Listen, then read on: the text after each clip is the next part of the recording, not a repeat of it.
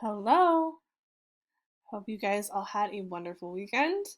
In this video, I'm going to go through the plan for this week. So, if you think back to last week you talked about biomes. A biome is a group of ecosystems that have a similar set of climate, precipitation, temperature, all those kind of abiotic factors. This week, we're going to expand on that, and we're going to be looking at something called a climatogram.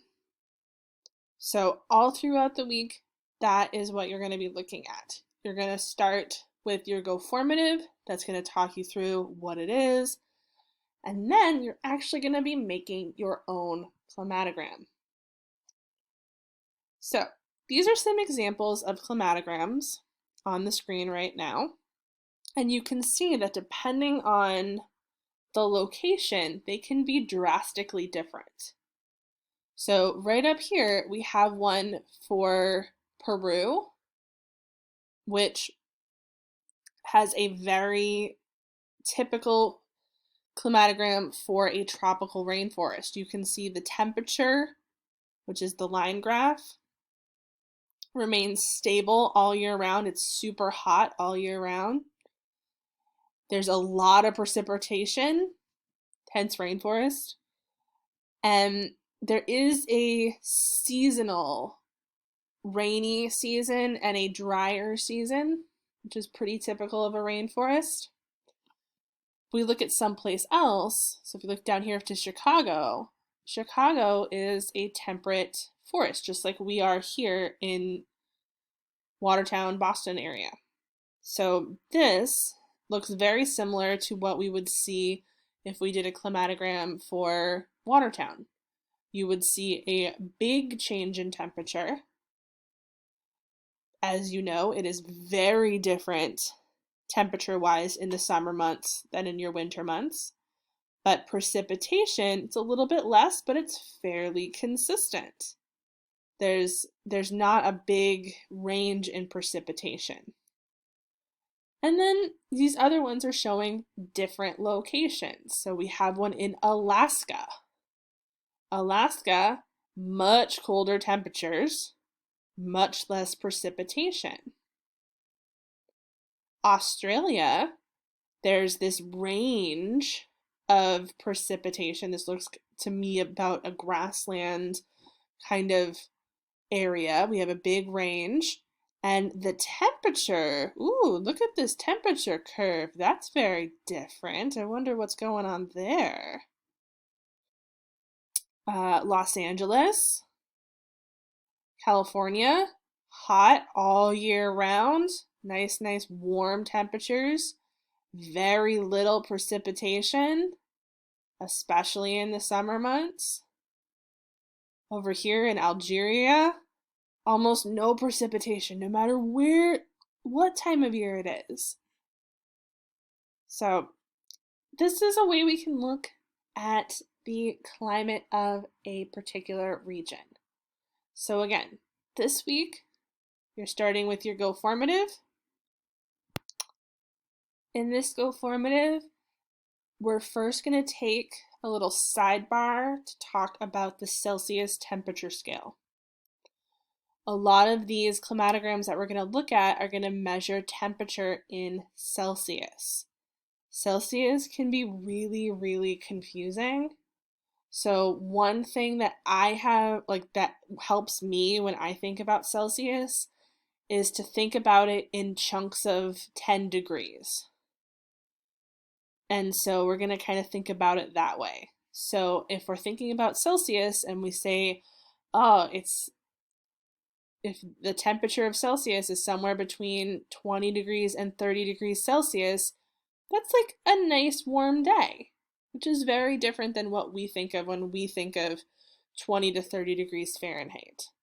So this is kind of like a little cheat sheet to help you figure out what temperature and what that means. So you have your Go Formative, we'll talk a little bit about Celsius, and then talk a little bit about climatograms and reading them. That is your assignment for Monday. On Tuesday, you are going to start working on your own climatogram. Later on in the video, I have very detailed instructions on how to do this. You're going to be creating climatogram based on your World's Fair country. We're going to do a little bit more science social studies crossover. And you are going to, on Tuesday, you are going to get the data. So the data is finding the average precipitation and the average temperatures for your World's Fair country. And then on Wednesday, you are going to, your graph of the week this week is your own graph that you make. And you're going to make your own climatogram for your World's Fair country. Thursday, we're going to do a little throwback Thursday like Ms. DeDuca does sometimes. And your IXL this week, I'm going to have you do B1 IXL, which is thinking about experimental and control groups when we're looking at an experiment. So this kind of goes back a little bit to when we talked about Reddy and Pasteur and what a controlled factor versus a tested factor would be. And then Friday, you'll have a catch-up time if there's anything that you missed, if there's anything that you need to work on from previous weeks, if you want to try any of those fun additional activities, if you want to work on your nature journal at some point, all of those are available for you throughout the week. I will be available through the many, many ways you can contact me, whether that is coming to office hours, emailing me, commenting on Google Classroom or on GoFormative. I am happy to help. So I hope you have a wonderful week, and I will see you in office hours.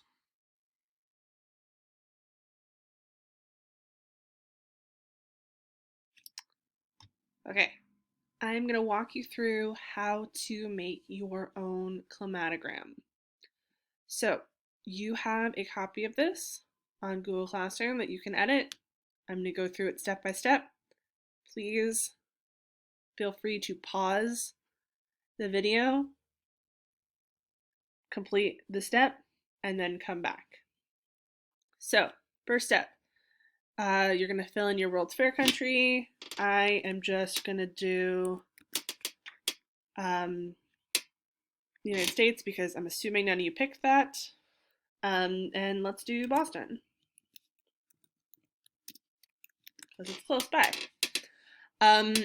Try to pick a capital city would be good.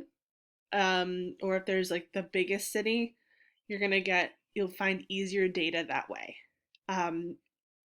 If you don't know your World's Fair country's capital city or a major city, look it up. So once you have that filled in, that's more just, so we can look back.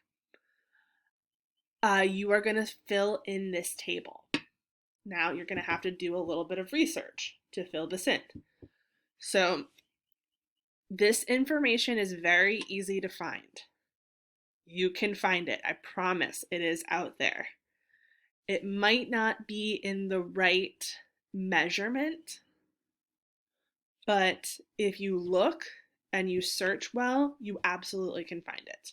So let's start with average precipitation. So I'm going to go into Google.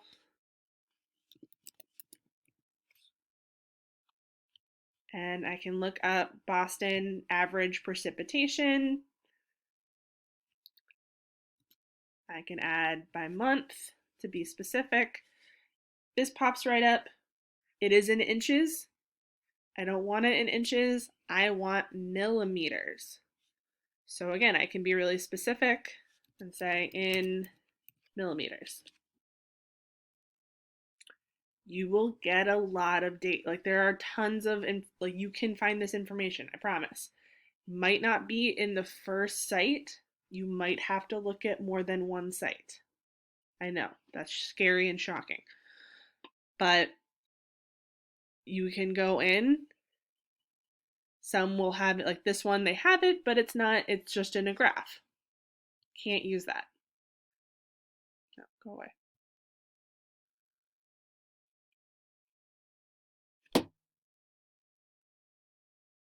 Keep looking.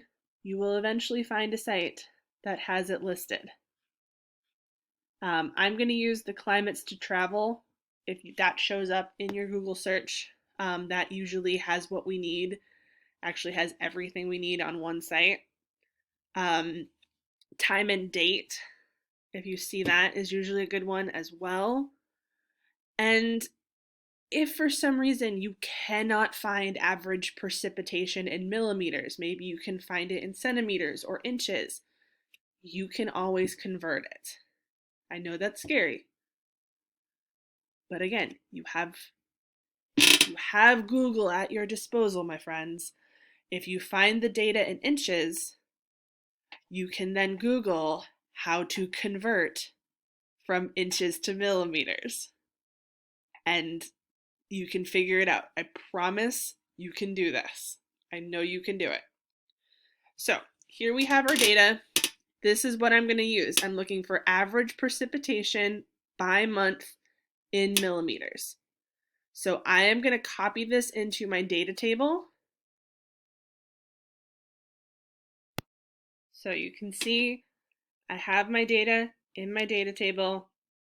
Same data from here, millimeters. Now, this particular site also has the information for average temperature. If you found your precipitation in a different website that doesn't have it listed, you might have to do a second search. Again, super easy.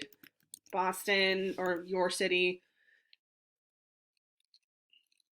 average temperature, average temp by month. Again, you will find it. It's right there. It's not hard to find. You can absolutely find this data. So, I know I talked a big game in the Go Formed this week about using Celsius, but for this, because I do think for our purposes and for you guys, Celsius is a little new to us, I am going to have us use Fahrenheit. So you can kind of take a sigh of relief. I'm not going to have you make this climatogram with Celsius. We're going to stick with Fahrenheit. So it's a little bit more familiar, especially if you're looking at data from a city you're not familiar with. So right here, Boston average temperatures. It has minimum and maximum. Again, I'm going to copy right over into my data table. So high would be maximum, low would be minimum. They're synonyms. Again, depending on who wrote the site, you might see one or the other. So I'm going to take a second and do that, and I'll be back. And we're back. It's done. I did it. You can see taking minimum would be the average low temperature, exact same numbers, put it into average low column, maximum, average high, right there. So that is my, if you're following my schedule for the week, this is what you have to do on Tuesday. You're now done for Tuesday.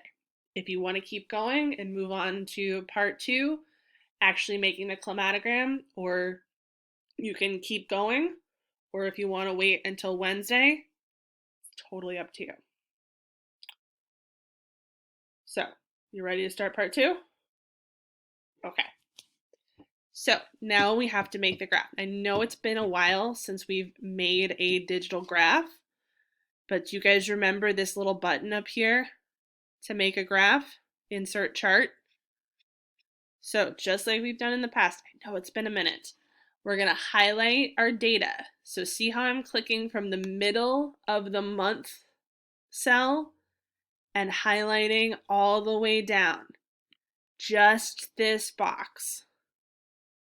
Just from 7A to 19D. No more, no less. I'm clicking from the middle of the box, not from the side of the box, all the way down.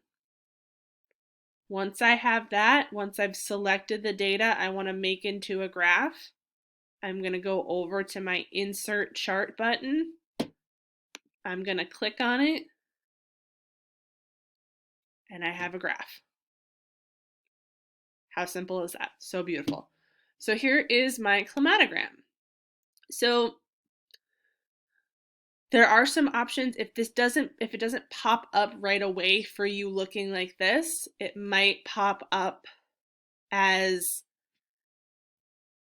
just a line graph if this is what you see, or if you see just a bar graph. You might see different things. In order to get that climatogram shape of combo, bar, and line, you're going to go over into chart type and select combo chart. So again, I'm in the chart editor. I'm in setup, chart type, combo chart. And then that's going to give my climatogram appearance.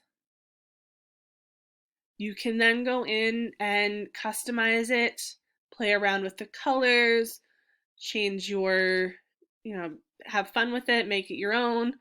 In the past, people have maybe done themes around like their country's flag colors or things like that, or just colors you like.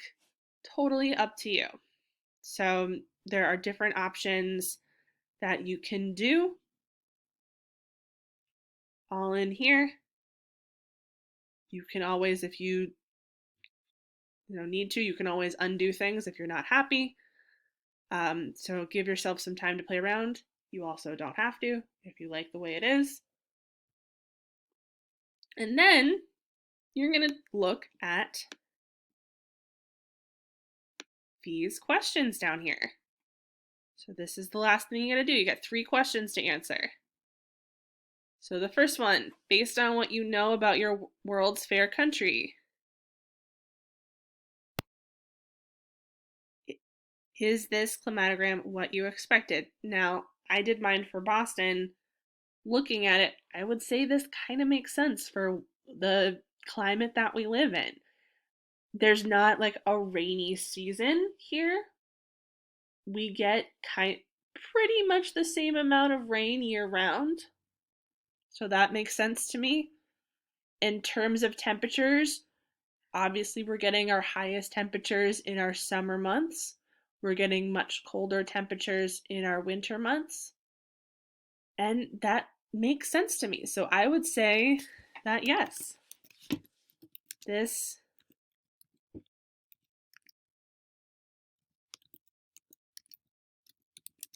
climatogram is what I expected. What biome do you think this location is part of? Well, I know that we live in a temperate forest. If I didn't know that we lived in a temperate forest, my clues would be, again, we're getting good amount of rain all year round. Our temperatures are not super hot, but they're not super cold. They have this kind of gentle slope throughout the year. That's what I would expect. And then, based on this information, is there a time of year it would be best to visit this location? This is a little subjective. Depending on your information, you might decide like, ooh, if there's a rainy season, maybe you don't want to go visit during the rainy season.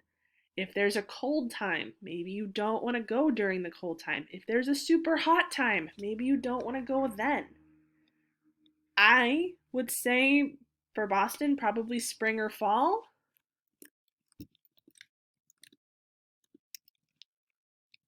Because you get kind of those moderate temperatures.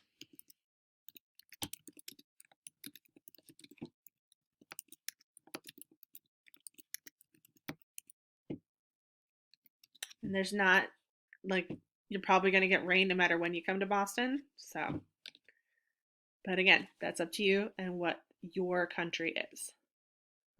So this is how to do it.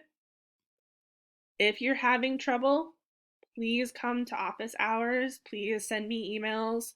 I'm happy to help you. Rewatch the video, go through it step by step. I know you guys can do this. It is a little bit of a step up of challenge this week, but I have total faith in you and I'm looking forward to seeing your graphs.